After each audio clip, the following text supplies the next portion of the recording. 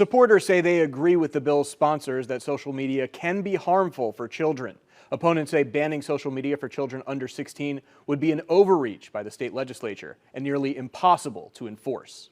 Under this proposed bill, social media platforms would have to prohibit any new accounts for anyone under 16 in Florida and delete existing accounts for children younger than 16. The bill would also require more extensive age verification systems. The bill's sponsors say they filed this bill because social media can be harmful to kids' mental health. We spoke with a mental health therapist for social age counseling in Palm Beach County. And while she is not weighing in on the bill itself, she agrees social media can have negative impacts on some children, in part because they're so impressionable. I would agree to a certain point that it is harmful for any one teen to be consistently on social media because it can become addicting to the mind. It can become something to where they are dependent of it.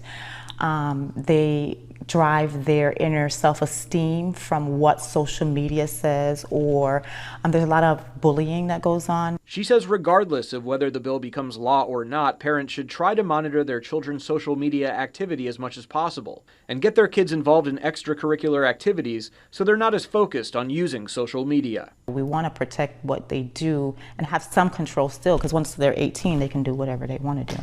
Right now, we're hearing from parents and other people in our area. Some support the proposed law, while others are against it. I personally don't think that children underneath that age need social media accounts. Way too influential these days, especially these days. It's getting more and more opinionated by other people that are going to influence them that might not be how your parents want to raise you. I just believe lawmakers are trying to control just about everything from what they educate you on, what you're exposed to. These children have siblings, they have parents who will authorize it, who will give them access. Reporting in the studio, Steve King, WPBF 25 News.